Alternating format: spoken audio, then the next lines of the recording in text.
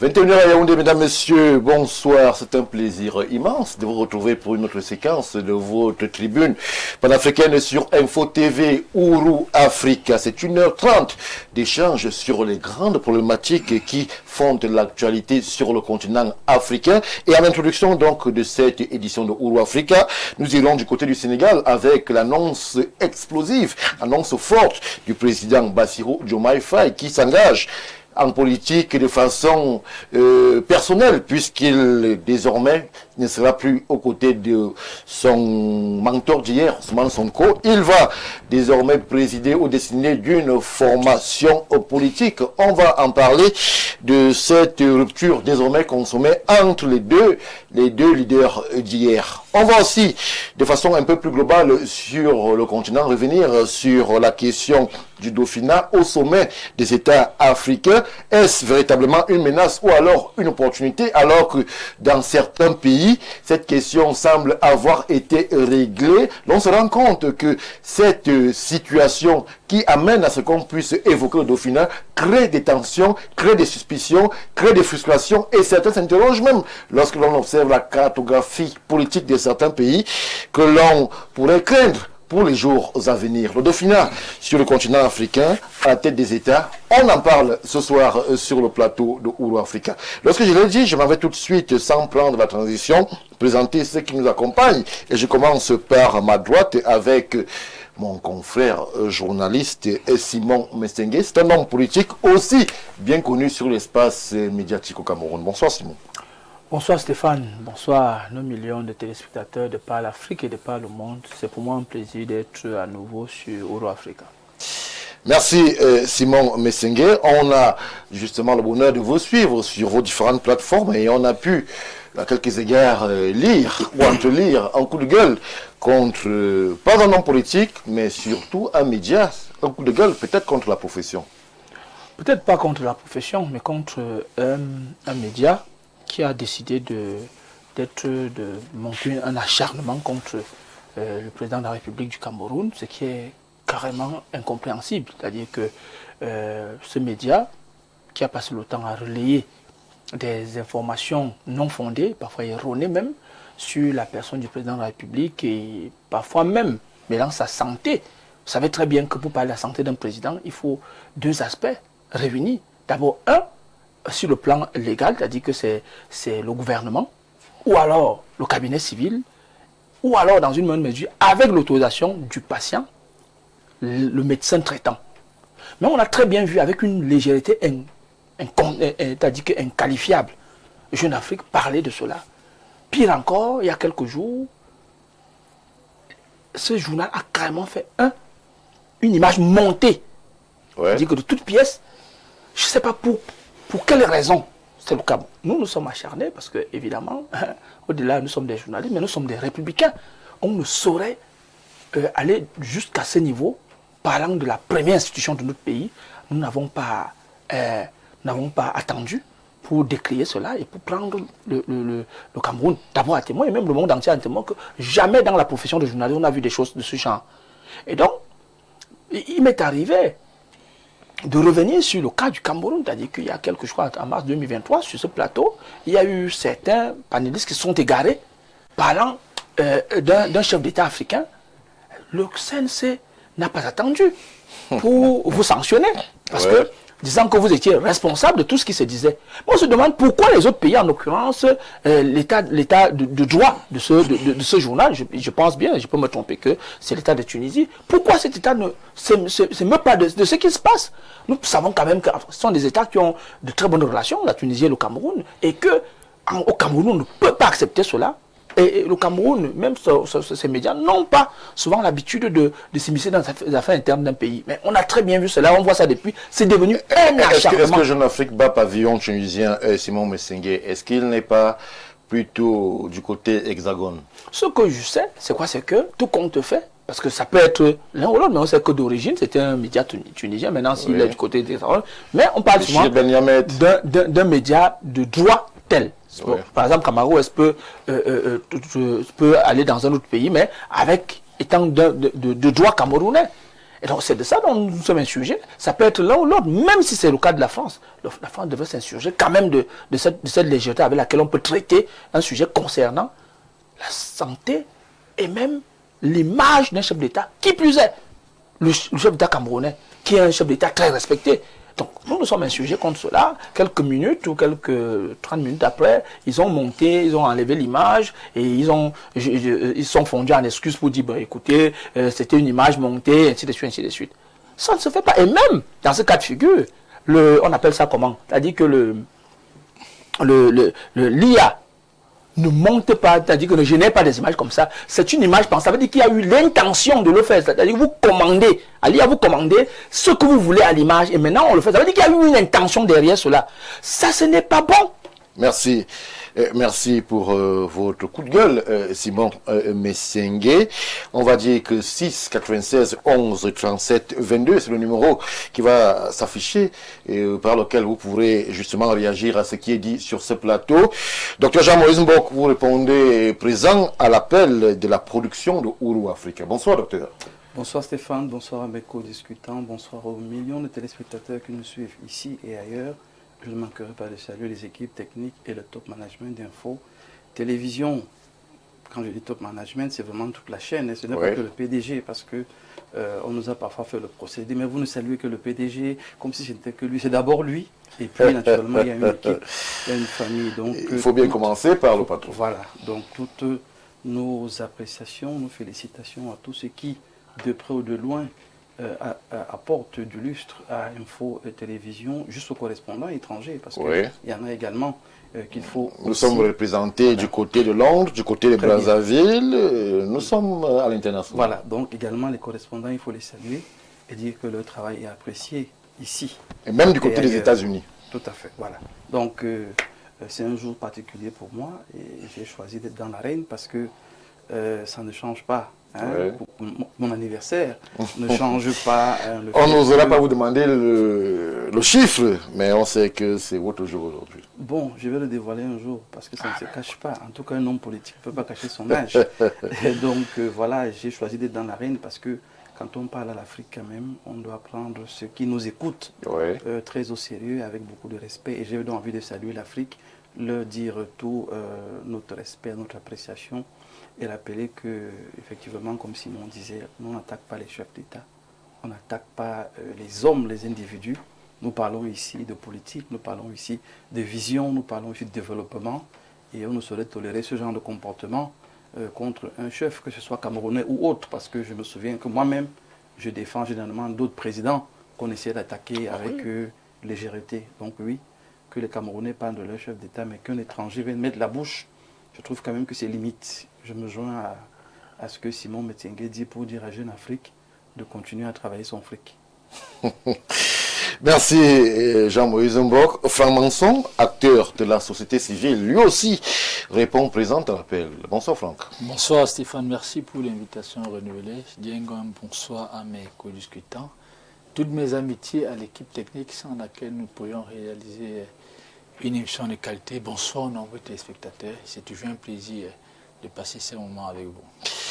Merci, merci cher monsieur. En attendant que le quatrième et dernier invité puisse nous rejoindre, nous allons tout de suite aller du côté de Dakar avec ces quelques séquences. Simon Messengue, c'est vrai que il y a quelque temps, vous auriez pu être comparé à un prophète lorsque vous annonciez l'inévitable rupture, ou alors les probables tensions entre Bassirou Diomaye Faye, chef de l'État, et son mentor d'hier, Ousmane Sonko. Aujourd'hui, le temps semble vous avoir donné raison. La rupture est désormais consommée et le président Bassirou annonce la création de sa propre formation politique.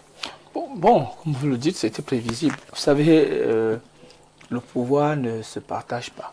Quand le peuple souverain maître de son destin vous donne justement mandat pour présider à sa tête, et donc on ne sous-traite pas. On ne la sous-traite pas. Même si vous avez été par le passé secrétaire général d'une formation et qu'il y avait un président qui n'était pas éligible, cela ne veut pas dire que le parti va être au-dessus de la République. Donc, c'était prévisible.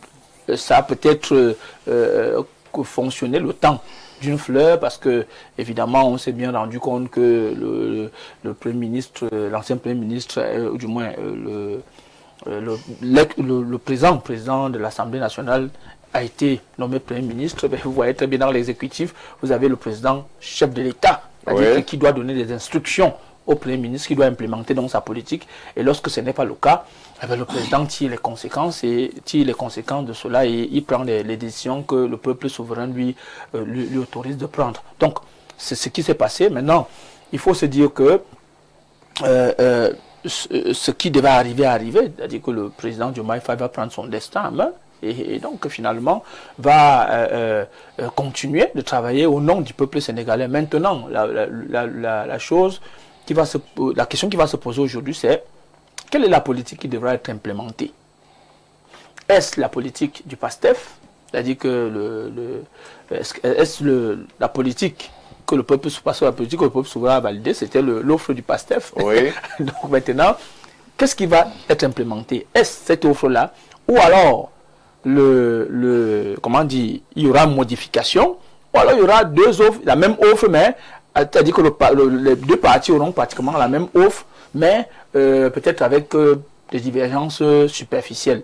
Tout ça, on verra bien, parce que le parti, on n'a pas encore toutes les informations là-dessus, mais tout compte fait, il faut quand même que ça cesse, parce que des crises politiques comme ça, au sein d'un État comme le Sénégal, qui est quand même un État présenté comme modèle en Afrique de l'Ouest, je crois que les deux hommes doivent comprendre que la politique doit s'arrêter là où commence le destin d'un État. C'est-à-dire qu'il faut, toute proportion gardée, c'est-à-dire que prioriser l'avenir des Sénégalais. On aurait pu s'en passer. On aurait pu s'en passer s'il n'y avait pas d'égoïsme. Parce qu'en réalité, lorsque vous donnez, lorsque vous permettez à un coéquipier, parce que c'est un combattant, on appelle ça comment des camarades d'armes. C'est-à-dire que vous permettez à l'autre, ok, comme je ne peux pas, alors vous allez nous représenter, donnez-lui tous les moyens, tous les leviers, et accompagnez-lui par les conseils, pas par des injonctions et autres. Parce qu'à un moment donné, on a pratiquement vécu ça ici au Cameroun dans les années 82. Simon Messengue, je voudrais véritablement, puisque l'Afrique souhaite participer à ce qui est dit sur ce plateau, qu'on puisse avoir le numéro sur lequel justement ceux qui sont du côté de Dakar pourront nous avoir, de façon à ce qu'on puisse faire cet échange avec eux. Allons-y. Donc finalement, on a vécu quelque chose comme ça en 82, sauf que l'ancien président a d'abord, c'est-à-dire que sur le plan du parti, on verra très bien ça lorsqu'on va aborder même le sujet sur le Dauphinat, oui. c'est-à-dire que sur le plan du parti, l'actuel président camerounais aujourd'hui était déjà vice-président. Ce qui fait que, en lui cédant la place selon les mécanismes constitutionnels, c'est-à-dire de modification de la Constitution de 79, qui faisait donc du Premier ministre, successeur constitutionnel, en le faisant en 82, il savait très bien que le Congrès de 83 devait acter également la question politique. Donc, on se serait attendu à ce que, évidemment, que le Premier ministre Ousmane Sonko soit dans cette logique-là, a dit, ok, même le PASTEF, il faut conduire, de telle sorte que vous ayez les coups de franche. Mais, évidemment, ce n'est pas le cas.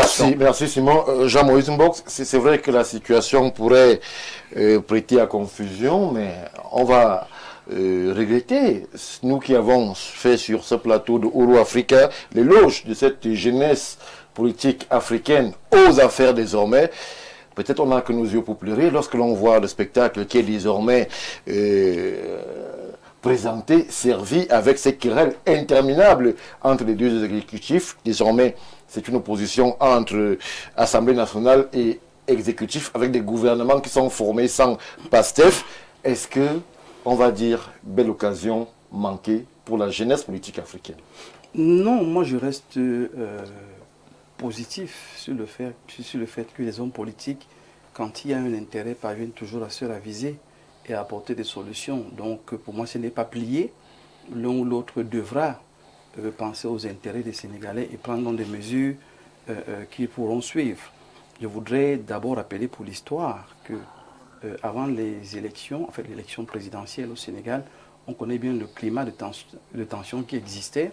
L'ancien président qui ne voulait pas partir, qui estimait qu'il devait se représenter. Mais qui désormais semble pourrait faire un combat. C'est pour ça que je parle aux affaires. je reviens dans l'histoire. Oui. C'est-à-dire que les hommes politiques, dès qu'il y a un intérêt, ils parviennent toujours à se retrouver et à se remettre ensemble. C'est pour ça que je prends justement l'histoire. Le contexte était compliqué, difficile. Mais je veux saluer ici le politique sénégalais qui a trouvé la parade pour pouvoir s'en sortir. Parce que c'est une coalition qui amène Diomaye à la tête du Sénégal. Et dans cette coalition, vous avez un ensemble de partis politiques. Diomaye président, un ensemble de partis politiques, pratiquement 200 partis politiques. Vous avez la société civile et vous avez le PASTEF qui était en soutien. Donc, l'intelligence de la politique sénégalaise a trouvé le moyen de doter, d'entrer Diomaye Faye d'une structure sur laquelle il pouvait s'appuyer. D'où cette fameuse coalition qui n'a jamais cessé d'exister. Parce que la coalition, et je crois même que c'est le déclic des problèmes entre les deux, parce que Diomaye voulait que la coalition continue d'exister. Sonko estimait qu'il fallait que tout fonde dans le PASTEF et redevienne le grand PASTEF, et qui va donc pouvoir porter les affaires. Diomaye a dû sentir qu'il fallait quand même qu'il garde un certain levier, ce qu'il a fait. Vous voyez donc dans la dynamique, avec des problèmes qu'il y a eu par rapport au PASTEF, il réunit les maires, quoi qu'on dise. Oui. Il y a cette grande réunion qui s'est tenue. Le Sénégal a pratiquement 560 mairies. Si 300 sont là, vous voyez quand même que c'est plus de la moitié. C'est vrai aussi. Maintenant, pour être totalement juste sur le propos, que certains de ces élus ont tout de suite, une fois sortis de ce conciliabule, estimé qu'ils avaient plus ou moins été piégés et que le menu des échanges n'était pas celui annoncé. On a plutôt eu l'impression d'avoir été invité à adhérer à la coalition Diomaye, que d'avoir été conviés par le président de la République à un échange sur les grandes questions politiques du moment. Ils ont parlé des duperies, des tromperies sur justement le fond de l'invitation. Ça peut être pris comme tel, ça peut aussi être pris comme une façon de souffler le froid et le chaud. Je vous dis, quand vous traitez la politique, ayez toujours du recul, ne prenez jamais les choses au premier degré. Vous pouvez vous tromper, chacun sait de quoi il parle.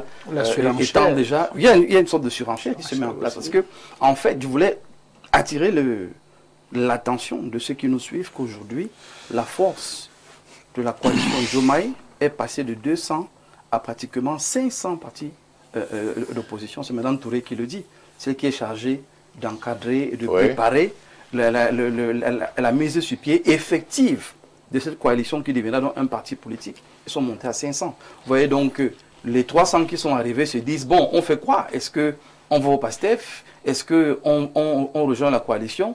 On rentre dans la surenchère, ce qui est normal en politique.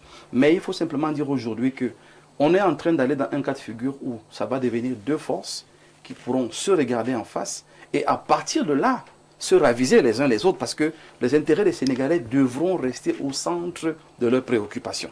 Donc pour ma part, le président Diomaye est simplement en train de se doter d'une force politique qui lui permettra, et il a dit, de compétir, aller aux élections locales, aller même à la prochaine élection présidentielle. Mais cette fois-là, il ne dépendra pas d'une coalition ou du PASTEF ou de la société civile. Il aura son parti politique qui va le porter et ils vont avancer. Et je sors en disant simplement que jusque-là, je garde espoir que si M.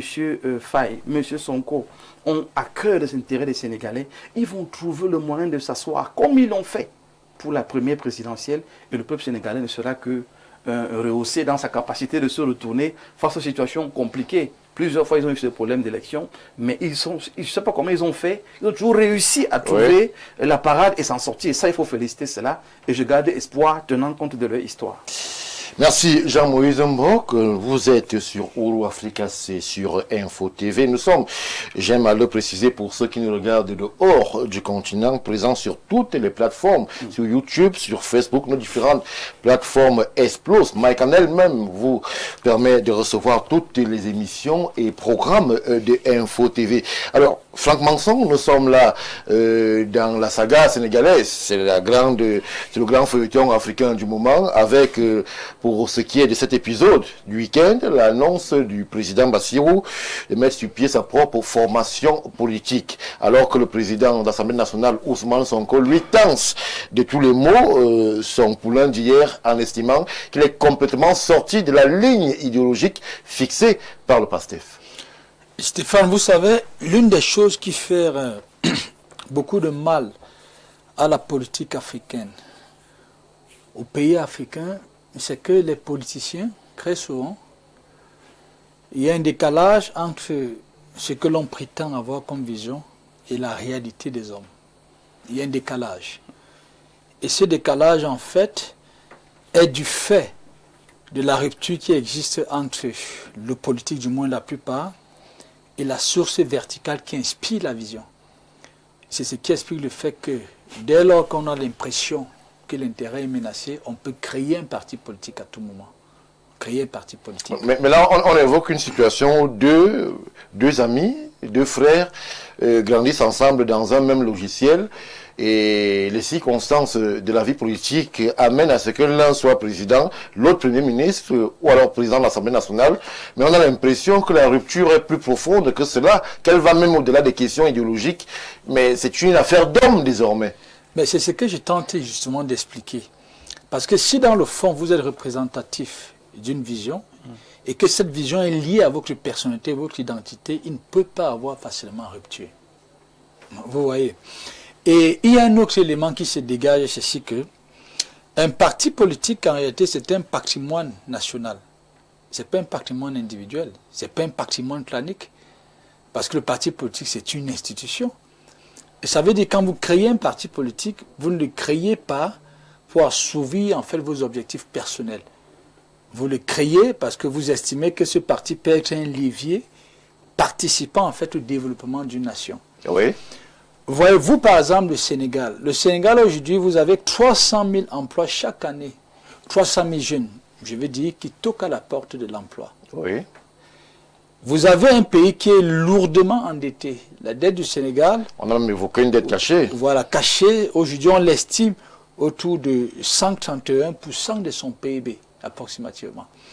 Ça veut dire qu'au lieu de réfléchir, coaliser les énergies pour sortir en fait la nation des abîmes, vous voyez combien est-ce que chacun ne réfléchit que comment faire pour se positionner. Et c'est déplorable, Stéphane. Et moi, je voudrais convaincre ici la pertinence psychologique des populations. Ce sont des populations, en fait, qui doivent tirer les leçons de tout, je peux dire, cette cacophonie. Vous voyez, de telle sorte que les populations ne se laissent plus instrumentaliser par n'importe quel homme politique pour des fins personnelles. Pourquoi l'homme politique existe? C'est parce que les populations, pour la plupart du temps, sont ignorantes. Je parle justement de l'homme politique dont l'ambition réelle, ce n'est pas d'apporter du neuf. Là où vous avez des populations lucides, pertinentes, parce qu'il y a du discernement, vous ne pouvez pas voir prospérer du sophisme en politique. Parce que, voyez-vous, il faut que nous les convoquions. Il y a trois ou quatre éléments fondamentaux qui séparent les deux. Ensemble, ils ont parlé de la rupture, même si je ne partage pas en fait les orientations et les démarches. Ils ont parlé de la rupture, mais aujourd'hui, vous voyez bien que Diomaye n'est plus trop dedans. Ils ont parlé de la question... Non, pas rupture interne, justement. Ils ont parlé de la rupture, en fait, avec les nations impérialistes. Ils ont parlé, justement, de la question du franc CFA. Ils ont invoqué un article qui fait mention de la déclaration des biens à l'entrée et à la sortie. Mais aujourd'hui, Diomaye n'est plus d'accord. Vous voyez bien que ça pose un certain nombre de... Ça nous laisse...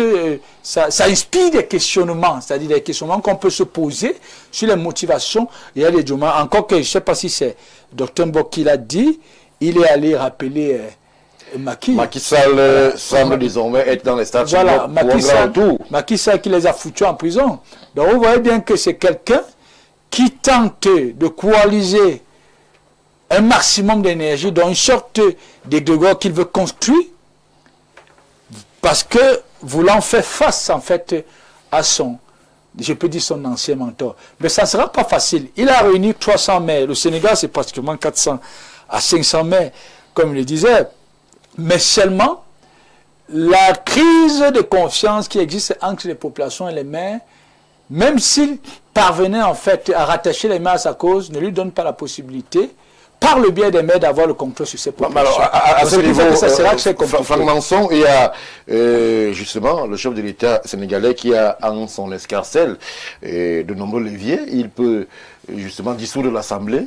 Il peut même, sur certains cas, convoquer le référendum. Ça veut dire quand même, à son niveau, il a un pouvoir.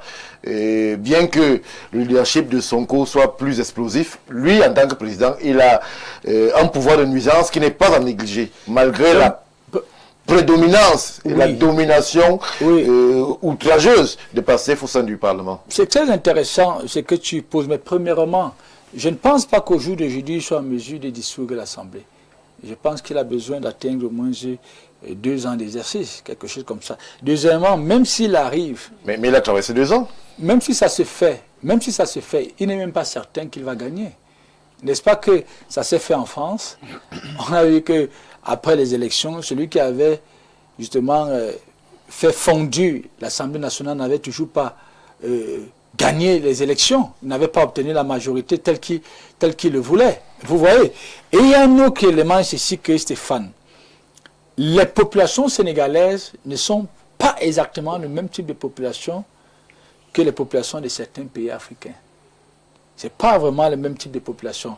Ce sont des populations qui, à tout moment, dès lors qu'elles se rendent compte qu'elles sont embarquées dans une certaine supercherie, elles ne vont pas laisser passer la chose. Merci. Ouais, c'est pourquoi je voudrais encore une fois de plus convoquer, en fait, le pouvoir qui est le propre des populations. On dit bien le peuple est souverain, Stéphane.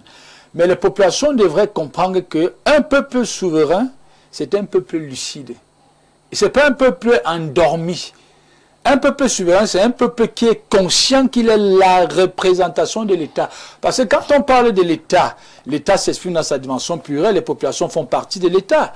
Ça veut dire que ce peuple doit comprendre que sa souveraineté ne peut s'affirmer que par le développement d'une certaine proximité avec la dimension spirituelle qui renvoie à l'État. Merci Franck Manson. Simon Messengue veut dire un mot?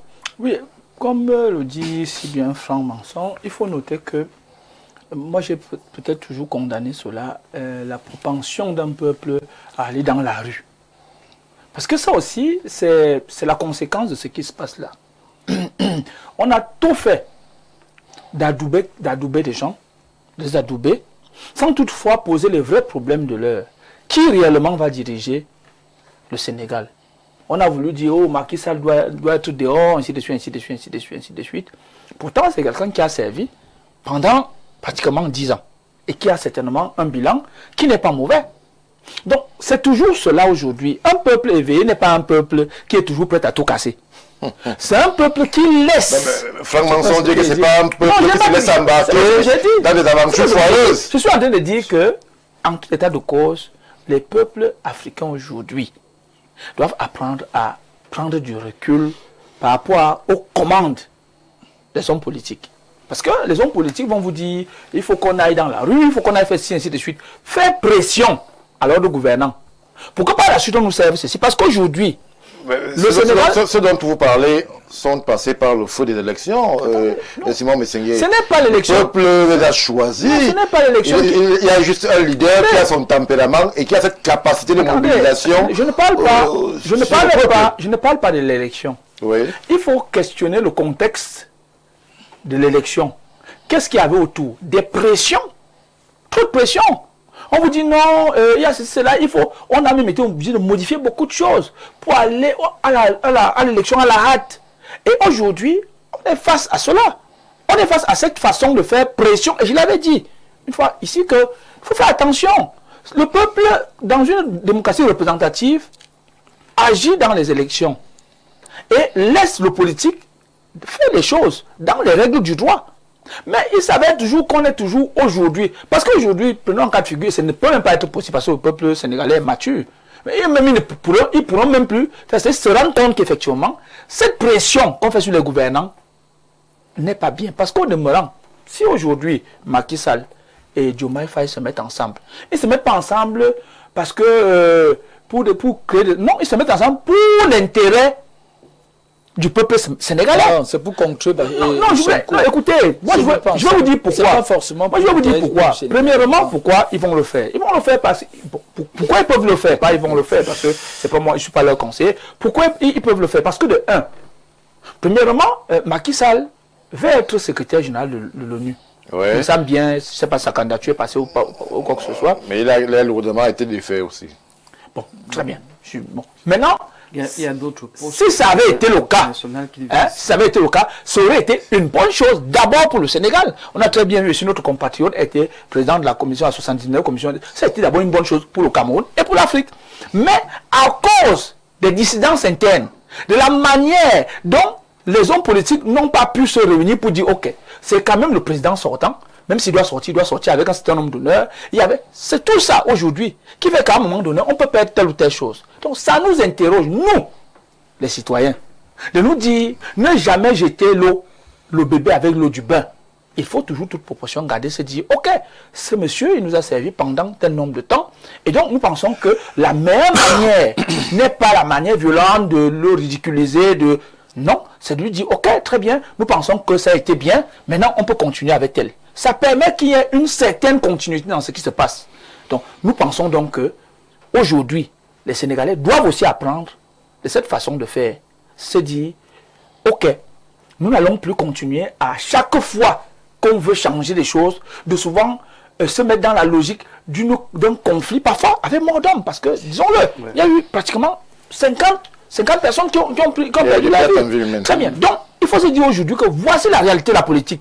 C'est que parfois on vous dit non, nous sommes là pour vous, ainsi de suite. Mais à un moment donné, on vous sert autre chose. Parce que si on avait donné tous les leviers et politiques à Diomaye Faye, on ne serait pas là. Parce que c'est dit ok, c'est son tour. Permettons-lui, donnons-lui tous les leviers et politiques et administratifs pour nous conduire. Et parce que c'est à lui que le peuple souverain a donné quitus, on ne serait pas là. Mais il y a aussi un appareil qui a une idéologie qui le porte, lui, Diomaye Faye, et qui ne devrait pas être écarté des débats. Merci Simon Messengue. On prend une ou deux réactions avant de revenir en plateau. Bonsoir le panel. Au vu de tout ce qui se passe, quand on les a élus, certains étaient contents, nous disant que le Sénégal nous parle. Bon, nous qui, je ne sais pas. Où en sommes-nous? C'est honteux qu'on confie le pouvoir à deux jeunes, je préfère le dire ainsi. Malheureusement, la contribution n'est pas signée. Bonsoir à vous sur le plateau et bonne émission. Le peuple sénégalais est un peuple debout. À un moment, ils vont trancher. Le pouvoir appartient au peuple sénégalais. Ce n'est pas comme chez nous, chez vous, où malheureusement, il n'y a pas la précision. Je préfère qu'on sorte un peu... oui, Franck Manson. J'ai dit, si la démarche de Diomaye était réellement pour l'intérêt des Sénégalais, pourquoi ne pas arrondir les angles avec Ousmane Sonko? Vous savez, je me pose bien la question à savoir en quoi est-ce que un parti, je peux dire, qui va se créer de façon spontanée, sous des tensions, par des ruptures, en quoi est-ce que ce parti pourrait véritablement être un vecteur de développement pour le Sénégal? C'est une interrogation. C'est une interrogation. Je n'affirme pas de manière péremptoire. Encore que, il faut le dire que fondamentalement parlant, ce n'est pas le parti en fait qui développe un pays, c'est la qualité des hommes qui incarnent la vision de ce parti. Merci Franck.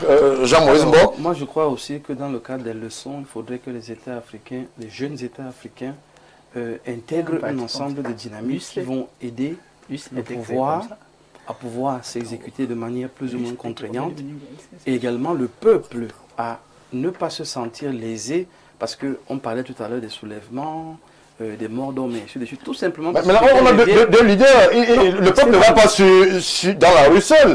Il va sous justement l'appel du leader qui estime que l'homme établi n'est pas opérationnel pour le pays. C'est ce qu'il faut donc dire au peuple africain, parce que ça se passe ailleurs.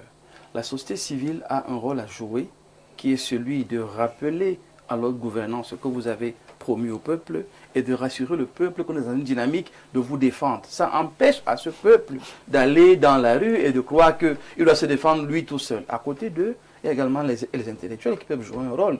Et même les hommes politiques, mais il faudrait que toute la classe politique africaine retienne très bien que quand on vient en politique, c'est pour développer notre nation. Et développer une nation implique pouvoir écouter l'autre, échanger avec l'autre. Ce n'est pas facile, ce n'est pas la chose la plus courue actuellement en Afrique, mais il faudra tôt ou tard qu'on intègre ce genre de principe et qu'on évolue donc dans une dynamique responsable. Moi, je ne pense pas qu'il y ait un problème à ce que Diomaye s'associe avec Macky, avec même Wade, avec tous ceux qui ont eu à diriger le pays avant, parce qu'il y a toujours une expérience à prendre des uns et des autres. Mais aujourd'hui, le peuple sénégalais, la société civile, les hommes politiques, les députés, les élus dans la globalité, doivent jouer le rôle de ceux-là qui reparent les brèches, j'ai envie de dire. On ne demande pas qu'ils s'aiment, je t'aime moi non plus, des bisous sur la bouche, mais qu'ils soient quand même en état de conscience que le peuple d'abord et régler les problèmes internes ensuite. On ne peut pas, avec toutes les dettes, tout ce qu'on a cité ici, ne pas voir que c'est un problème sérieux qu'il faut traiter. Si on rentre dans la guerre des égos, ce qui est humain, ce qui est même normal, il faudrait tôt ou tard en sortir. Et se dire, le parti concret devra faire quoi? Mais va composer tôt ou tard avec le PASTEF. Donc une idée d'inimitié est inutile. L'inimitié, parce que ça lui avait marqué au détriment d'eux. C'est là. Non, ça ne peut pas être au détriment. Merci. On va sortir. On aurait quand même dû dire à Manson quelque chose, c'est que ce que le président de la République, Diomaye Faye, fait, ça s'est déjà fait en Afrique, au Cameroun même. Vous savez que quand le Premier ministre Amadou Ahidjo est devenu Premier ministre, il n'y avait pas de parti. Il a créé l'UC. Et cet UC-là, bien plus tard, a permis que au Cameroun oriental... C'est vrai que l'exemple est un peu tiré par les cheveux. Non. Bien sûr, je te dis parce que... On parle même cas l'école. Il dit que dans un contexte tendu, c'était un contexte tendu justement. Ça a été créé et ce parti est parvenu à rallier plusieurs partis pour l'indépendance orientale du Cameroun. Et bien plus tard l'UNC, bien plus tard aujourd'hui le RDPC. Merci.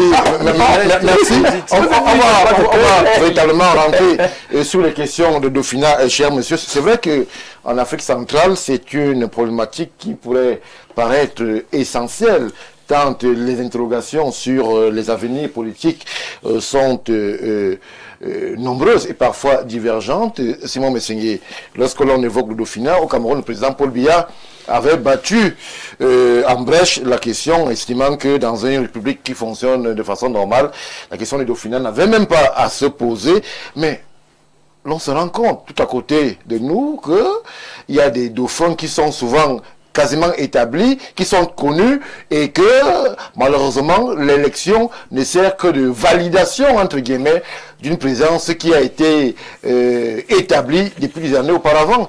Est-ce que la question du Dauphinat aujourd'hui peut être une menace pour la stabilité des États, pour ceux qui ont des dauphins affirmés?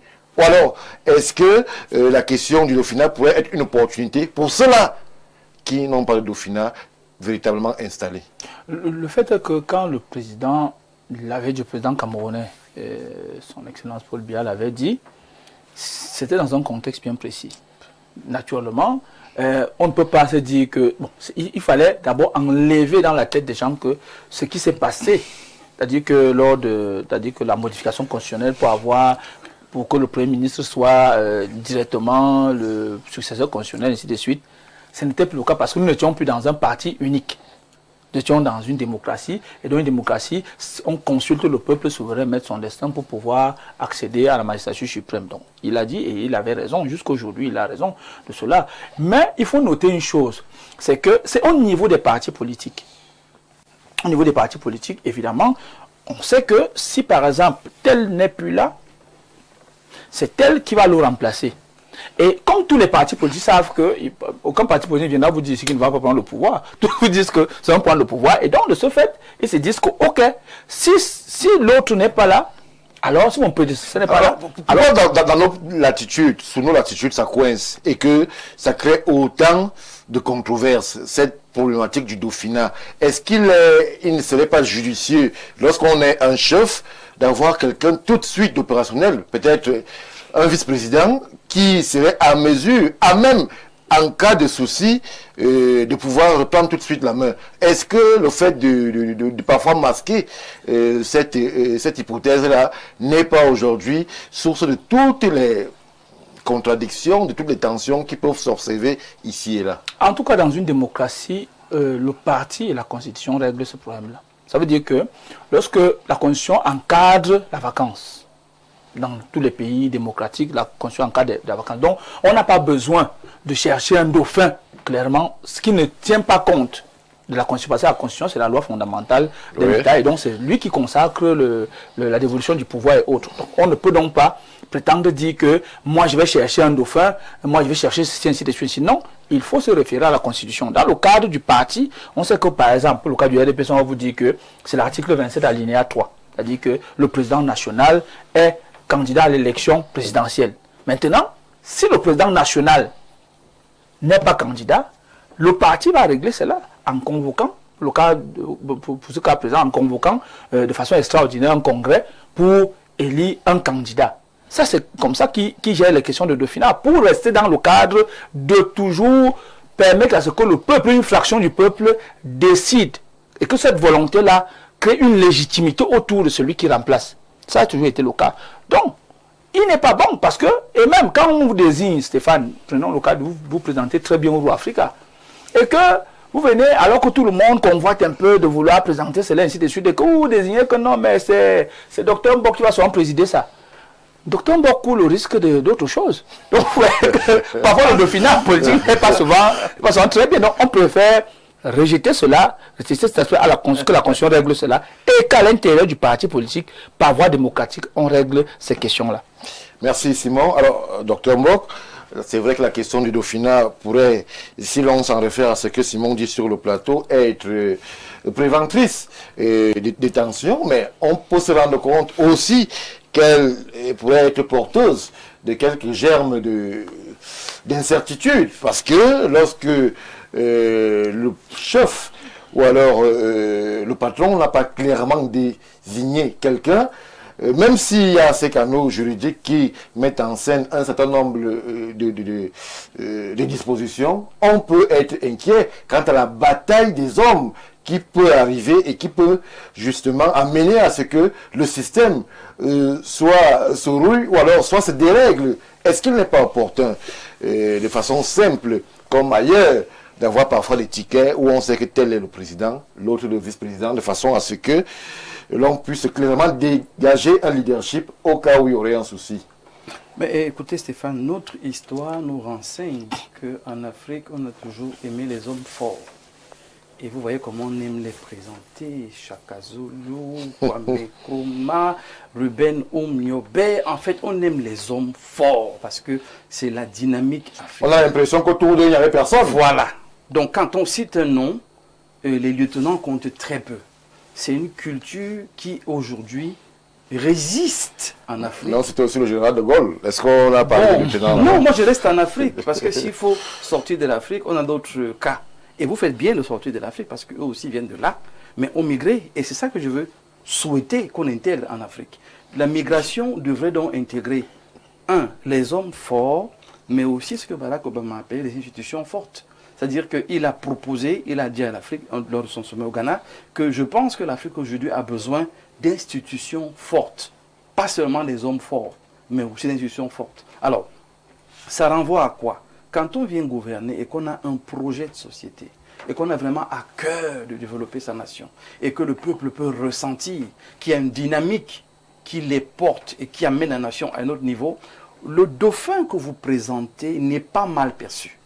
Il est dans une dynamique qui est claire, qui est lisible, et dans laquelle on voit que dans 6 mois, voilà ce qu'on va atteindre, et l'homme fort, en second, qu'on va choisir pourra entraîner la dynamique. Le problème, c'est que très souvent, il n'y a pas de dynamique. L'homme fort est tout puissant, il est tout grand, il est tout seigneur, il est tout roi, il est tout Dieu. Et le peuple ne se reconnaît pas dans le minimum qui devrait être le sien.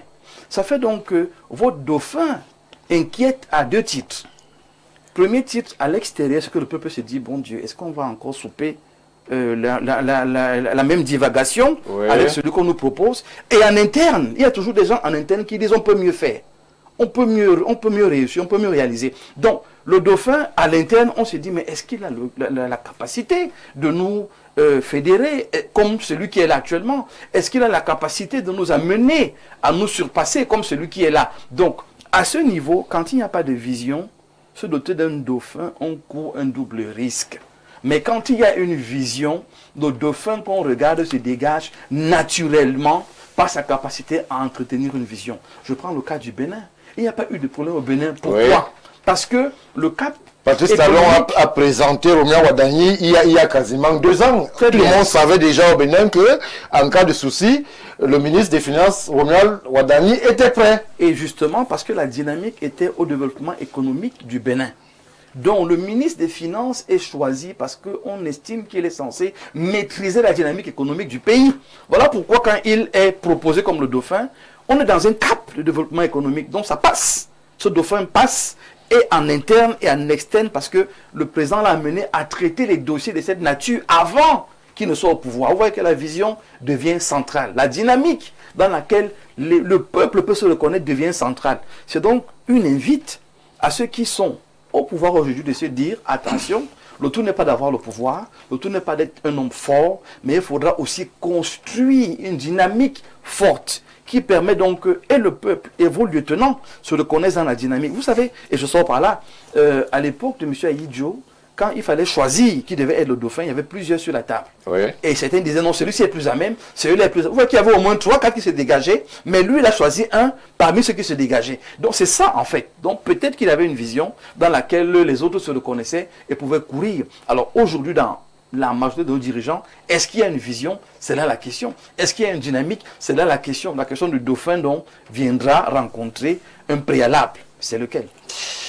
Un préalable, lequel n'est pas défini, est franchement mensonge. C'est vrai que la question du dauphinat pourrait paraître singulière selon l'attitude. Parfois, elle ne sort pas de la maison, du cadre familial. On a un dauphin qu'on prépare, qui est, dans bien des cas, même le fils du chef de l'État. Et parfois, il y a des succès.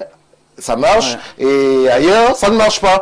Donc, on se rend compte que c'est une question assez ambiguë, mais sur laquelle on devrait avoir des préalables et même quelques principes. Quelle est, selon vous, justement, la recette pour qu'il y ait, justement, une question du dauphinat abordée sans qu'il y ait tous les égarements et toutes les pertes malheureuses qu'on constate parfois lorsque le peuple, lui, ne se reconnaît pas dans le choix du leader? C'est simple. Il faut bien que le leader soit représentatif de l'intérêt général. Quelqu'un d'impartial. C'est pourquoi mon analyse va se rapprocher de celle de Dr. Mbok. Et je partage presque entièrement. Nous avons un exemple concret sur la main. Rappelez-vous en Afrique du Sud, quand Mandela devait partir, mais Thabo Mbeki a pris le pouvoir, est-ce que ça avait causé problème? Tout simplement parce que le peuple estimait que Mandela avait répondu à leurs besoins. Je vais faire simple. Mais c'est vrai que le bilan du président Tabou lui-même a été plus tard sujet à caution. Sur la vision du président Mandela, il y a eu des soucis, même au sein de l'ANC. Non, c'est-à-dire, prenons la chose à la racine. Oui. Nous sommes au niveau de la réaction du peuple face au dauphinat. De Mandela. De Mandela. Oui. Si ça avait été accepté, c'est parce que le peuple estimait que Mandela avait travaillé pour son intérêt. C'est ce que nous disons à ce premier moment. Le dauphinat, personnellement, je n'ai aucun problème avec la question du dauphinat. Ce qui se passe, qu'il soit constitutionnel, qu'il soit familial, j'y arrive. Ce qui se passe, c'est quoi? Je le dis et je l'assume. Que ce soit Dr. Moïse Mbok, Stéphane Baga, Metsenge, Ngongo, Monsieur Baboké, il y a encore qui d'autre là, les Motaziers, les Frambia, peu importe, si là, il y a quelqu'un qui est en mesure de créer un climat apaisé, favorable à l'élévation de la conscience des populations, on peut accompagner. Ce n'est pas une question de visage, ce n'est pas une question de figure, c'est une question d'idéologie, d'objectif, de vision. Qu'est-ce qu'on recherche? La finalité, c'est la construction de la puissance et d'une nation. C'est ça. Pourquoi les populations sont réticentes, justement? Parce que les populations estiment que le dauphinat ne repose pas sur ce principe, non seulement de méritocratie, mais également de la prise en compte de l'intérêt général. Oui.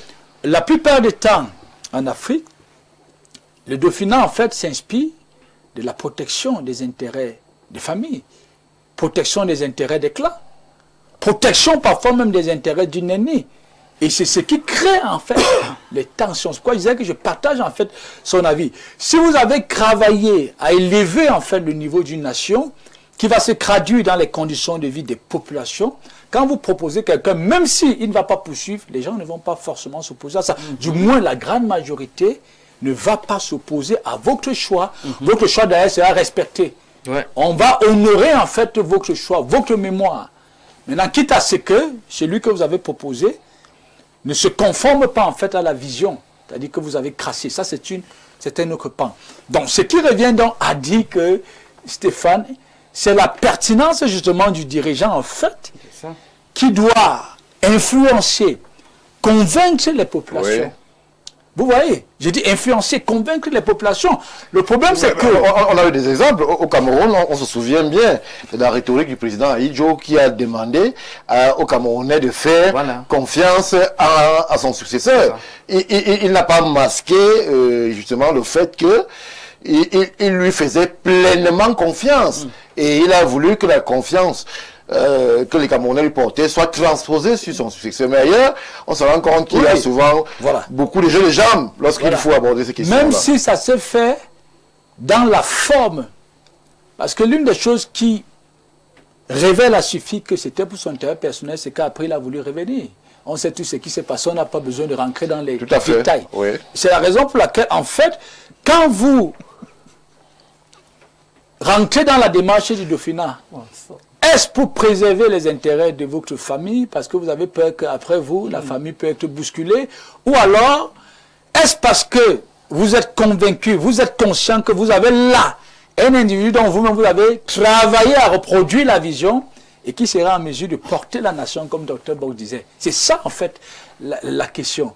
On parle de la politique, on dit que gouverner, c'est prévoir. Oui. Mais comment est-ce qu'on prévoit? Ça veut dire que vous êtes représentatif d'une vision, et avant que vous ne vous émoussiez, vous travaillez à reproduire cette vision dans une frange.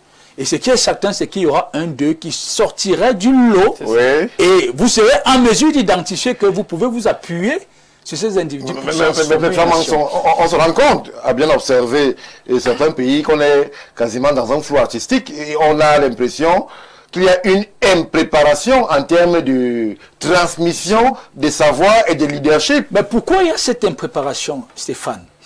J'ai fait un post, une citation il y a 2 ans, où j'ai dit « La nature inspire à la perfection ceux qui sont dévoués à la cause collective ». Quand vous faites 10 ans, 20 ans, 30 ans, c'est-à-dire au cœur d'une nation, quelles sont vos ambitions de fond? Est-ce que vous vous projetez dans 10, 20 ans, 50 ans après vous? Parce que si c'est le cas, vous allez travailler quelque part à implémenter votre vision dans une frange de vos collaborateurs, parmi lesquels émergerait le dauphin, ou alors celui qui va assurer la relève après vous. Oui. Mais vous avez travaillé, donc pourquoi? C'est là en fait le problème. Est-ce qu'il y a une vision qui a été tracée sur le long terme? Parce que quand la vision est tracée sur le long terme, vous vous dites, je ne serai pas là dans 20 ans, dans 50 ans, dans 40 ans. Mais il faut que les choses continuent à avancer. Ou si les choses n'ont pas bougé, il faut effectivement que les choses bougent, que ça décolle. Et c'est en fonction de ça que vous vous préparez. Gouverner, c'est prévoir. Si vous n'avez pas pu transmettre la vision, on peut se poser la question à savoir si déjà vous-même, vous en aviez une. Ou alors si vous en aviez, est-ce qu'elle était claire? Est-ce qu'elle était suffisamment construite? Et c'est pas ce que vous voyez, Stéphane. C'est là le problème. Vous voyez que dans les grandes nations puissantes, on n'a pas de la paix à transmettre. Vous voyez, il y a un cap qui est fixé par les lobbying. Et on tend à amener les hauts cadres de la nation, voire même bon enfants de la population vers ce cap. Ce qui fait qu'il n'y a pas trop de la peine à passer le témoin pour la continuité des affaires de l'État. Parce que dans le fond, ce n'est pas les chefs d'État en fait qui décident sur la politique générale de gouvernance. Vous voyez, il y a plus puissant que les chefs d'État. Le chef d'État n'est que le présentateur d'un journal. Il y a tout un travail qui se fait en amont. C'est lui qui vient présenter. Le problème, c'est que nos nations ne sont pas encore à ce niveau d'organisation. Tout simplement parce que Nous sommes coupés en fait du point vertical. Merci. On prend une réaction avant que M. Messingué ne prenne la parole. Bonsoir à tous sur le plateau. Face à la thématique du dauphin au sommet des États africains, je dirais pour ma part qu'il n'y a aucune menace dans la mesure où l'on doit faire un choix d'individus patriotiques qui servent les intérêts de leur nation et non impérialistes qui croient à une démocratie qui n'existe pas. Ce qui se passe au Sénégal est dû au problème du système politique qui n'est pas propre aux Africains. L'opportunité du dauphin au sein des États africains est une option favorable pour ceux des Africains qui ont compris la politique mondiale et veulent créer un système politique propre aux Africains. Alors, pour cela, il faut un mélange de sagesse et de jeunesse pour établir cela et faire en sorte que la politique africaine ne tourne plus au ridicule. Jeanne Rose de Douala. Alors, Simon Messingué, lorsque cette question se présente sous ce prisme-là, on a cette impression d'impréparation, mais on a aussi cette question en termes de matériaux, en termes justement de leadership. Est-ce que, regardant autour de lui, le chef peut estimer que peut-être il n'y a pas assez d'éléments capables d'assumer et de porter la dynamique qui est la sienne et prendre du temps justement à faire ce choix sensible pour la vie des nations. Je voudrais pas qu'on fasse de ce sujet un sujet théorique. On dit qu'on fasse un robot. On dit que bon, il doit être beau, il doit être ceci, il doit servir l'intérêt général, parce qu'il n'y a jamais d'absolu. C'est pour ça qu'on fait la politique. Il n'y a jamais d'absolu en politique. Vous avez des adversaires politiques, c'est pour ça qu'il y a des courants de pensée. Ce qu'il faut noter ici, c'est quoi? C'est que la démocratie est la moins pire des démarches. Pourquoi? Parce que, même dans le cas du Bénin dont vous parlez là, ça n'a pas été un choix du parti. C'est-à-dire que je ne peux plus me représenter. Ça a été plus un choix de Patrice Talon. Non, attendez. Simon, si le parti... on va traverser l'histoire. Non, c'était un choix du président Patrice Talon. Je peux dire ceci. Ça a été un choix de Patrice Talon. Mais si le parti qui est l'appareil qui le porte n'avait pas été, si le parti n'avait pas accepté cela, eh bien la personne ne serait pas président. Vous prenez au cas de la RDC. Le président Kabila avait jeté son dévolu sur Fayoulou. Le parti n'était même pas d'accord. Ils ont préféré voter ailleurs. Il faut faire très attention avec les appareils politiques. C'est la même chose avec l'ancien président, le premier président Amadou Ahidjo. Quand le président Amadou Ahidjo prend sur lui, d'abord, il dit que c'est le premier ministre, parce que la loi 79, la réforme constitutionnelle 79, c'est que le premier ministre. Et en 79, il aurait pu, en 80, peut-être faire un remaniement et mettre quelqu'un d'autre. Mais il a choisi. Pourquoi il a choisi? Parce que justement, quand le premier ministre, quand le président de la République met sur pied son programme politique, c'est-à-dire qu'il implémente le programme politique pour le Libanais planifié, la personne qui l'exécute mieux, c'est le premier ministre qui a été mis en 1975. Il s'est dit, ok, pour la continuité, et qui a la meilleure maîtrise des choses, il peut continuer avec. Donc moi je persiste de croire. Est-ce qu'en termes de profil de leadership, il n'y avait pas une offre plurielle à cette époque-là, puisque des faits d'histoire font comprendre qu'il y avait des caractères qui s'exprimaient et qui auraient pu justement Stéphane, c'est pas parce que vous portez une belle veste que forcément on dit caractériel, vous pouvez gifler quelqu'un, vous pouvez faire ceci, c'est vrai que vous pouvez diriger un pays. Non, sérieux. Non, je suis sérieux. Parce que ce dont on parle là, ceux-là n'ont pas été vus à l'œuvre. Ceux qui le disent. Mais la personne qui a été vue à l'œuvre, qui a suffisamment bien planifié les programmes quinquennaux et autres, c'était bel et bien l'ancien Premier ministre, son excellence pour qui est aujourd'hui président de la République. Et donc, le Premier ministre... Mais là, on parle quand même de SGP, de Samuel Ebois. Nous sommes en train de vous dire que... Nous sommes en train de vous dire... lambda. Non, mais nous sommes en train de vous dire que le Premier ministre... Le Premier ministre est celui-là qui implémente la politique du chef de l'État. Donc, il avait les meilleurs leviers. C'est ce que le président a fait et il n'a pas eu tort. Ce qu'il faut se dire aujourd'hui, qui règle ces problèmes, c'est que la constitution que le peuple reconnaît, parce que tout le monde qui ont fait les portraits robots, moi je peux dire aujourd'hui que moi je préfère que ce soit Stéphane Barga parce que c'est mon ami. Je dis non, lui il est bien, je donne tous les arguments. Une autre personne dit, ah ton ami Stéphane Barga, nous on préfère tel. Alors on va en vote. On se tient on prend sur nous la Constitution, parce que tout le monde, nous tous ici, nous disons qu'au nom de la Constitution, même le président de la République prête ses mains au nom de la Constitution, qui est notre, on appelle ça comme le pacte social. Donc, aujourd'hui, la question de Dauphinat ne doit pas être l'autoproclamation. Parce qu'il y a des gens qui n'ont aucune essence politique, qui parfois sont cooptés, qui arrivent comme ça, et ils vous disent que non, ils peuvent diriger le pays. Parce que sachez une chose, c'est quoi? C'est que c'est l'essence même de la vision politique est adossée à un appareil politique. Sinon, on arrive à une navigation à vue. On va voir des gens qui vont vous dire que non, faisons la route ici, rien n'est programmé. Parce qu'il n'y a eu aucune logique, aucune boussole qui gouvernait cela. On vous dit aujourd'hui que le RDPC a pour vision pour le libéralisme communautaire. Et quand vous regardez cela sur le plan politique, sur le plan socio-économique, sur le plan culturel et autres, sur le plan de la diplomatie, il y a des orientations. Et ceux qui n'ont pas fait leur classe, ceux qui ne peuvent pas savoir que, ok, ce que le président fait là aujourd'hui, il le fait suivant tel dossier, suivant telle chose, ainsi de suite, pour le bonheur des peuples, parce que le peuple vous dit, le peuple ne vote pas un homme. Il faut d'abord un programme adossé à ce que l'on présente. Il vous dit que non, nous on ne peut plus accepter que l'État fasse tout. On veut que ce soit le privé. C'est pour ça que vous voyez Info TV. Parce qu'on vous dit que non, on ne peut pas seulement attendre que ça à la chaîne nationale. Si quelqu'un soit journaliste, il faut d'abord qu'il ait la chaîne nationale. D'autres pensent que cela, c'est le dirigisme. Le RDPC vous dit non. Il faut bien laisser le peuple créer des entreprises et des emplois. Oui. Et donc, de ce fait, s'il y a quelqu'un d'autre dans le parti, parce que ceux qui mis dans le parti, ils ne font que faire ça à tous les échelons.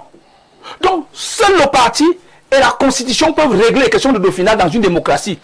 Même aux États-Unis, pour que Bush fils soit président de la République, il a fallu que les républicains lui fassent confiance. Ce n'est pas parce que son père aurait voulu, ou sa mère aurait voulu, ou telle personne.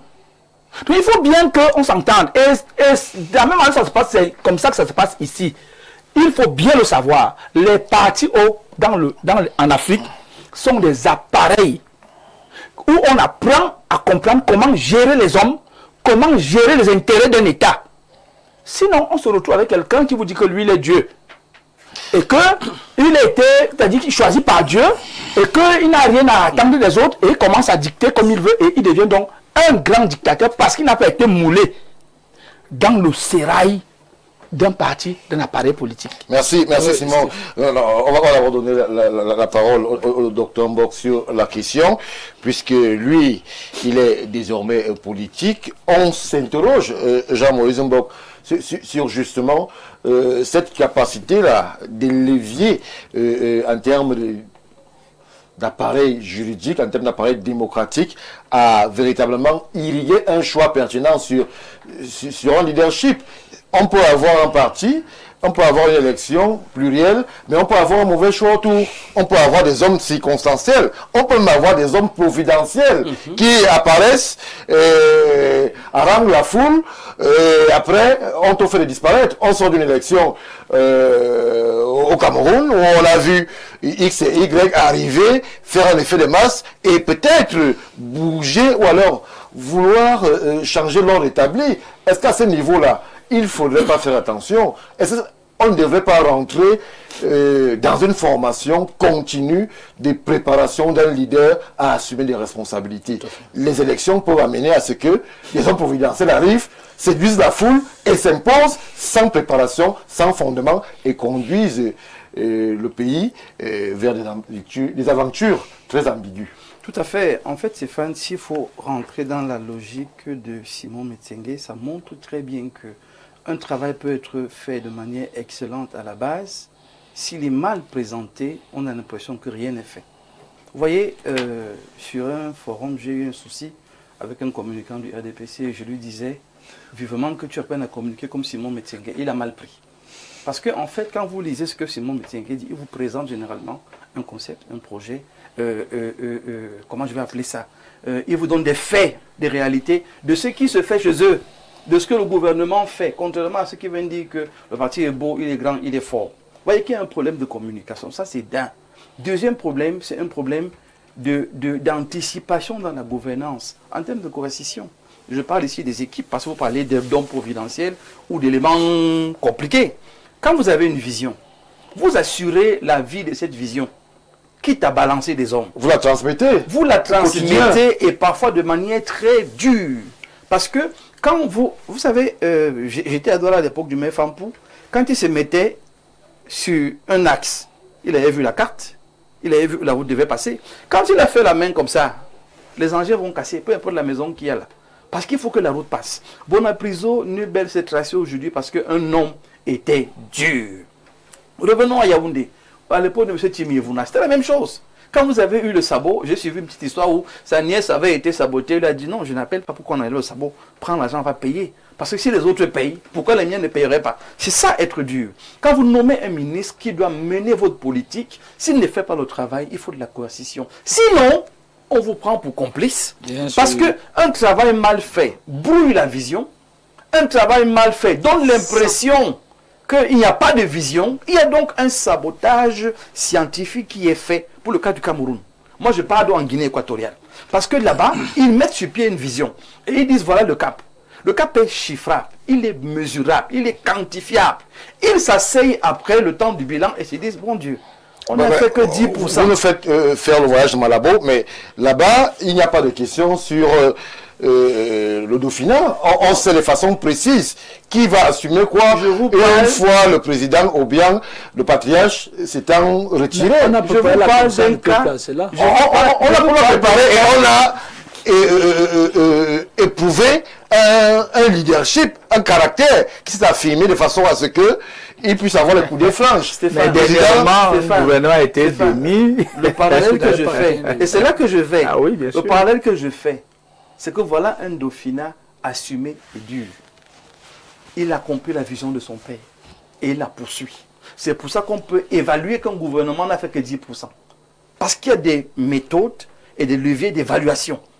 Quand on n'évalue pas, quand on ne contrôle pas, quand on ne suit pas et que ce n'est pas diffusé de manière à ce que le peuple se reconnaisse dans cette diffusion-là, on a l'impression qu'il y a un problème. Et je le dis ici, et je rejoins Franck Manson, le Dauphinat n'est pas un problème tant qu'il y a une vision, tant qu'il y a un homme qui peut porter la vision.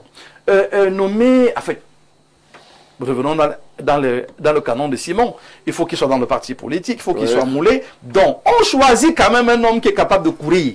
C'est lui qu'on met dans le parti et qu'on moule à la vision et du parti et la vision de la nation. Ça fait que quand il devient chef de l'État demain, il peut encadrer le parti. Est-ce que la figure, puisque nous sommes en Guinée équatoriale, du vice-président Théodorine fait l'objet d'un doute ou d'un équivoque? On l'a vu faire ses classes. Quelqu'un l'a dit sur le plateau, il faut faire ses classes. Mais des aventuriers qui surgissent souvent de nulle part lors d'élections et qui estiment qu'ils sont en capacité de porter un leadership, peut-être c'est eux les plus dangereux pour le Dauphinat. Non, je ne veux pas dire qu'ils sont dangereux. Pas forcément. Ils ont trouvé une faille et ils en profitent. C'est-à-dire que... C'est des opportunistes, donc? Non, c'est des hommes politiques. Parce qu'un homme politique est aussi mû par l'opportunité. La capacité à la voir et à la saisir. Essentiellement opportuniste. Non, pas forcément. C'est-à-dire qu'on saisit une opportunité pour être utile. C'est ça l'homme politique. Je saisis l'opportunité d'être maire, d'être député pour servir ma communauté. C'est pas juste pour me servir. C'est là le problème. C'est-à-dire que nous sommes dans une histoire où, si vous revenez au Cameroun, moi je veux sortir du Cameroun. Si vous me ramenez au Cameroun, il y a des hommes qui ont été moulés par le chef de l'État dans cette république-là, qui ont une histoire, qui ont un parcours. Et on peut les citer, mais je ne cite personne ici parce qu'on sait dans quel cadre nous sommes. Mais il y a des hommes politiques qui sont capables de reprendre la vision du chef de l'État actuel et de la mener à terme. Mais je veux simplement aller en Guinée parce qu'on a un cas de quelqu'un qui a été moulé, qui a été préparé, qui a été tracé, qui est connu. Aujourd'hui, le peuple sait que c'est lui. Donc, quand il réunit le gouvernement... Il n'y a pas de débat. Il n'y a pas de débat. Quand il réunit le gouvernement... Mais Stéphane, s'il vous plaît, juste 30 secondes. Vous voulez nous faire comprendre ici que la Guinée équatoriale est donc une monarchie? Parce que le président Théodorine est aux élections. Attendez, parce que justement, dans le parti politique, ils vont aux élections. Ils vont aux élections. Attendez, c'est pour ça que je suis en train de dire qu'on ne peut pas être aussi péremptoire. Il est une chose, même le président actuel, le président Théodoro Obiangema, se soumet à la volonté du peuple souverain, qui dit, ok, voilà mon programme, et d'autres adversaires, lui, présentent aussi le programme. C'est donc pour dire que, au demeurant, même si dans le parti de l'actuel président équato-guinéen, Oui. il y a quelqu'un qui peut succéder au candidat de ce parti-là. Il faudrait que le peuple souverain l'accepte. Et donc, il serait dupe, pas dupe, mais il serait quand même hasardeux de penser que quand on est déjà le dauphin du patriarche et du grand homme Teodoro Biangema, on a gagné parce qu'il faudrait d'abord faire comme lui. Donc c'est pour dire que tout compte fait, tout tourne autour, ça je suis tout tourne autour du peuple souverain, mettre son destin. Vous avez vu mon temps, allez-y, Jean-Maurice. la même chose. Reste dans le cadre d'un parti politique. Théodorin appartient au parti politique qui est dirigé par son papa. Il est militant de ce parti politique. On l'a vu pendant les campagnes. Il est militant plein. Ce qui fait donc que quand il est choisi pour être celui qui trace les sillons aujourd'hui et qui plante les graines avec les ministres qui l'accompagnent, le peuple le connaît déjà.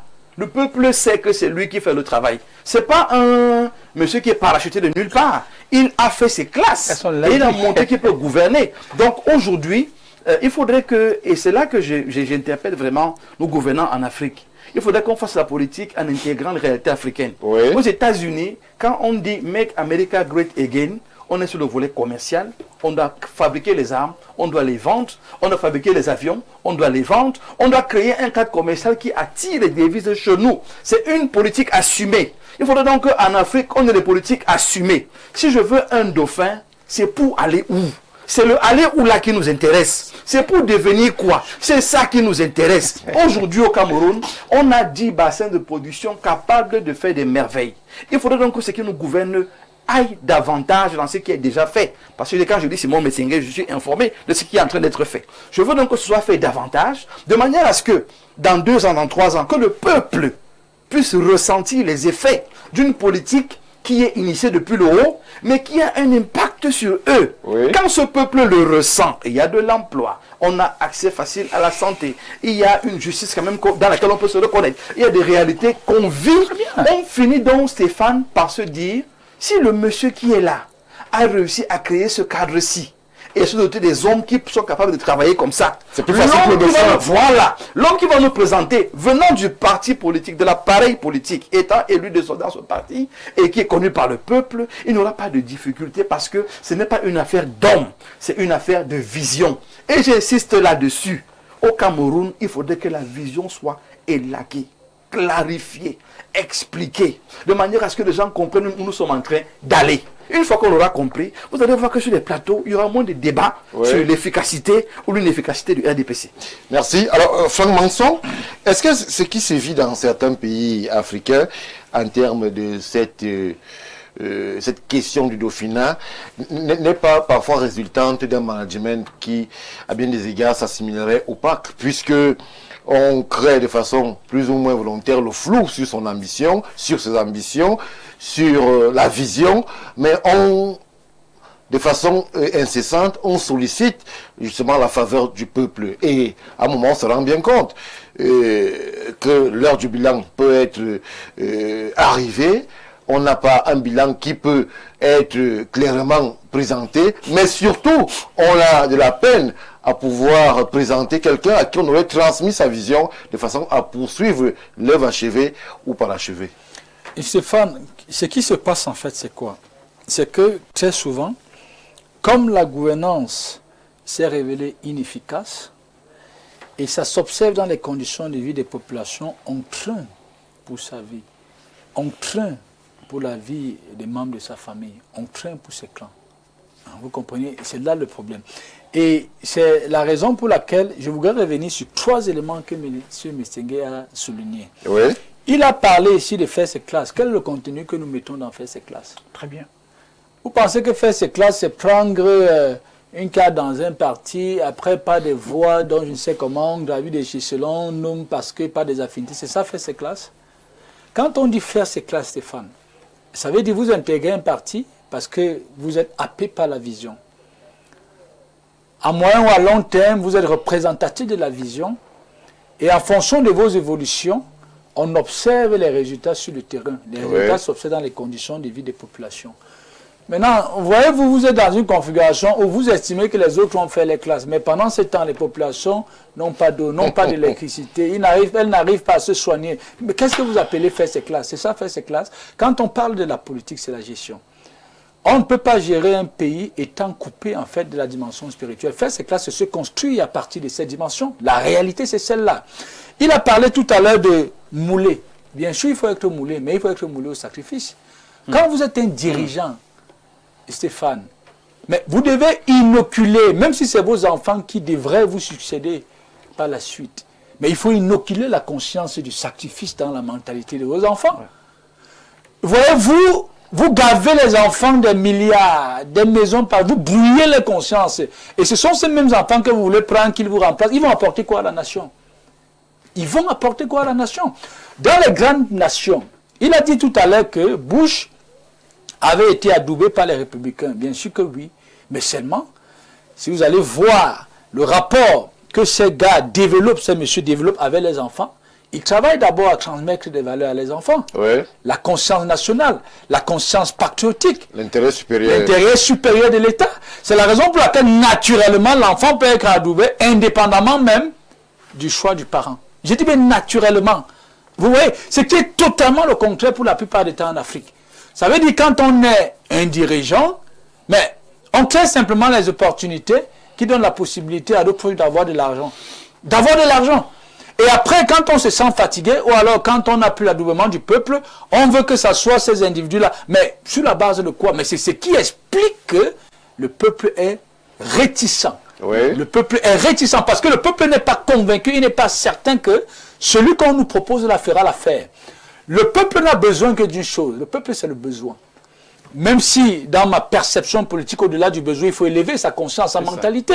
Mais le peuple veut simplement se rassurer qu'il y ait des individus qui soient en mesure de répondre à leurs besoins. Et puis, lui-même élever la mentalité. C'est si facile, Stéphane. Je dis encore, un président de la République, visionnaire, qui a moulé son enfant à l'intérêt général, sera facilement accepté, son enfant ou bien n'importe qui sera facilement accepté par les populations. Parce que c'est une relation en fait de confiance. Oui. N'est-ce pas, on parlait de la relation mandant et le mandataire. Vous voyez, c'est une relation de confiance. Mais quand vous avez décrit cette confiance, comment voulez-vous faire avaler à une population une pilule qu'elle n'est pas prête à avaler? Et c'est ça qui débouche parfois aux armes. Et c'est ce que nous ne voulons pas au Cameroun. Merci Franck Manson, Simon Messengue. Je me dis, ou alors la réflexion voudrait que l'on puisse penser que cette transition-là, ou alors ce passage de témoin à un dauphin est souvent plus aisé là où les résultats sont probants. On a cette ambiance au Bénin, ce bilan du président Talon qui se traduit par une embellie économique qui aide à ce que le président Ouadani puisse arriver dans un contexte favorable. Ailleurs, parfois, on a des économies austères où les populations peinent véritablement à s'en sortir, mais on a des systèmes qui voudraient se perpétuer. Alors, peut-être c'est à ce niveau aussi qu'il faut se poser les questions sur les visions. Qu'est-ce qu'on veut faire d'un pays? Quel est justement le type de leadership qu'on voudrait laisser à son pays? Ce que je voudrais dire ici, c'est quoi? C'est qu'il ne faut pas instrumentaliser la pauvreté. Parce que la pauvreté est commune à tous les humains. C'est-à-dire que j'entends les gens dire le peuple a faim, le peuple a soif. Ce sont des mots qu'on a des critères sur lesquels on peut... C'est ça que tu as dit. Parce que quand on entend ici, on dit le Bénin, c'est comme si le Bénin était le paradis sur le terre. peuple a faim parce que ce que je voudrais dire... milliardaire. Non, attendez. Ce que je voudrais dire ici, c'est quoi? C'est que il faut qu'on soit réaliste. Le réalisme veut que dans un parti politique, il y a une offre politique. Oui. Cette offre politique est une offre qui permet, une offre destinée à qui? Au peuple souverain. On lui dit, les problèmes que nous avons sur tel domaine, voilà comment on va les résoudre, voilà comment on compte les résoudre. Quand vous dites donc que cette personne doit être membre d'un parti politique, donc un militant, ça veut dire qu'il intègre, ça devient comme un dogme. Que voici comment nous on compte voir émerger le pays. Et à partir de là, il se met en branle. Parce que les gens croient qu'on va attendre quand on aura l'autre tour. Non. Même au niveau de la base, la manière dont vous travaillez, puisque pour être conseiller municipal, qu'est-ce qu'on fait? C'est le village. Est-ce que vous pouvez être une rose dans un environnement d'épines, Simon Messengue? Non, oui. Surtout que la rose elle-même a des épines. Tu as entendu une pièce. La vérité, c'est qu'à un moment donné, disons les choses comme elles sont. Oh là là. Nous voulons quitter avec le pays de 1 à 2. Ça ne veut pas dire que nous sommes à 10. Donc forcément, dans 2 là, il y aura des gens qui seront mécontents et autres. Pour ne pas porter la charge, parce que ce n'est pas l'homme qui part, qui doit déterminer, qui doit être dauphin. Non. C'est son appareil. C'est en fait tout, comme on dit, tout élu est élu d'un appareil. On peut défaire l'homme de son appareil. Si on défait un homme de son appareil, il n'a plus d'essence politique, il est juste son essence individuelle. Alors, à quel niveau est-ce que l'appareil est prégnant sur la volonté? Très bien. De l'homme? Puisque, non. Comment on fait si l'appareil n'a pas de vision? Mais si un appareil n'a pas de vision, elle ne peut même pas être appareil. Puisque la vérité, c'est la première des choses. Par exemple, le cas du Cameroun, la première des choses que le MINAD vous demande, c'est la vision. Vous ne pouvez pas dire ici que la vision, c'est que je vais diviser le pays et je vais faire des États. On va vous dire attention, ce n'est pas ce que nous, on va rejeter. Donc, il y a une vision de développement. Oui. Voilà. Donc, on vous dit que pour le cas du RDPC, le RDPC va voir le peuple souverain. Et 53%, vous voyez très bien, ce n'est pas 100%. C'est 53% qui disent que oui, nous on pense que, évidemment, il peut continuer le libéralisme communautaire. Donc, on va continuer à accentuer les chaînes de télévision. Il y en avait 10, aujourd'hui on est à 30. Ça veut dire qu'il faut continuer à promouvoir la communication comme étant un outil de développement. C'est comme ça. D'autres vous disent que non, nous on préfère un état dirigiste où il n'y a que la CATV, par exemple. Donc, on soumet à chaque fois. Et c'est pour cela que lorsque vous n'êtes plus, c'est un peu comme si vous louez la maison, quelqu'un loue votre maison. Et la personne traite tellement bien la maison que quand il part, vous lui dites que cherchez-moi un locataire. Non. Donc, parfois, Ce sont vos critères. Ce sont vos critères qui ont permis à ce que il garde bien votre maison. Parce que vous dites que non, si vous cassez les carreaux, vous allez payer. Si vous faites ici, vous allez payer. Vous, c'est qui? C'est le peuple souverain. Donc, il faut aujourd'hui, ce sont les appareils, et je suis d'accord avec le président américain, démocrate, qui dit que c'est les institutions qui sont fortes, ce n'est pas les individus. Parce que Mbarga aime beaucoup son fils. Lui, il peut dire que bon, mon fils, il est bien. Il peut aussi être bien. Mais il peut le dire. Sauf que, on dit aussi que ce que l'arbre que la maman mange, ou le père mange, le fils le mange aussi. Maintenant, qu'est-ce qu'il faut faire? Puisque nous sommes tous au service d'une nation et d'un État. Et nous sommes tous électeurs et éligibles. Ça veut dire que un président en démocratie, où c'est le peuple qui décide, n'a pas le droit de dire que c'est elle.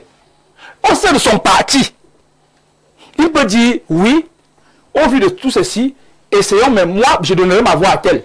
Voilà. Comme peut-être, moi je trouve que bon, c'est aussi mon idole, je donne aussi ma voix à tel. Parce que justement, pour le cas de Mandela, après Mandela, l'ANC a été fragilisé. Ceux qui étaient là hier ont quitté des partis, des jeunes, ainsi de suite, ainsi de suite. Comme pour dire que nous ne sommes plus d'accord, vous voyez, comment est-ce que le peuple commence à se décliner? Donc, pour dire que on ne peut faire confiance qu'aux institutions. Et il y a deux institutions ici qui doivent être claires, qui doivent être au cœur de toutes ces manœuvres-là, si on veut éviter des clashs. Parce qu'il est mieux de responsabiliser le peuple. Parce que là, quand j'ai voté quelqu'un, je l'assume. Tu l'assumes. Ce n'est pas comme si on dit, ah, c'est Mbok qui l'avait désigné. Vous voyez ce qu'il fait déjà maintenant. Merci Simon Messengue. Alors bonsoir Stéphane Barga et à ton panel, tout en saluant la pertinence des analyses de Simon Messengue, avec qui je suis rarement d'accord. Espérons que le moment venu dans notre pays, le Cameroun, le choix du successeur de l'actuel président par le peuple sera souverain. Quand on pense aux règles du jeu dans le processus qui conduit à l'élection d'un président de la République au Cameroun, je crains que n'importe quel imposteur se désigne comme dauphin légitime pour remplacer le président Paul Biya. Cher Simon, j'enregistre tout en ce moment, c'est important pour l'histoire. Rodrigue, Adalbert et Vina. Le temps est quasiment achevé. Docteur Mbok, 30 secondes. Franck Monson, 30 secondes aussi. D'accord. Alors moi, simplement, ce que je veux dire pour le cas du Cameroun aujourd'hui, c'est qu'il faudrait que ceux qui gouvernent écoutent davantage les besoins des Camerounais pour pouvoir répondre d'appoint à ces besoins-là et non pas seulement suivre leur vision à eux. Parce que vous voyez, aujourd'hui, il serait important que le peuple à la fin se reconnaisse dans la dynamique qu'il encadre, qu'il accompagne. C'est ça qui fera qu'on aura une succession réussie. C'est-à-dire que le Dauphiné viendra comme il viendra, par désignation, par élection, comme vous voulez, mais ce sera suivi parce qu'au moins ceux qui nous gouvernent auront compris exactement le besoin du peuple et auront donc tracé des sillons en tenant compte de ces différents besoins. Merci. Là, on sort donc de la puissance d'un homme, on rentre dans cette dynamique. 30 secondes. Quand vous êtes un visionnaire, il faut travailler à réveiller le potentiel ontologique qui sommeille dans vos collaborateurs. Parce que quand vous créez des failles où les gens, entre guillemets, s'enrichissent avec beaucoup d'argent, vous brouillez, vous étouffez en fait ce potentiel ontologique. Et parmi ces personnes, à un moment donné, vous ne voyez plus personne qui sera en mesure d'assurer la relève. Merci Franck Manson pour cette belle sortie. Messieurs et dames de par le monde qui nous avez écoutés pendant 1h30, merci de vos différentes réactions. On va se donner rendez-vous lundi prochain lorsque ce sera 21h à Yaoundé au Cameroun pour une autre saga panafricaine sur Info TV. Bon début de semaine et à nous revoir très bientôt. Bien bonsoir.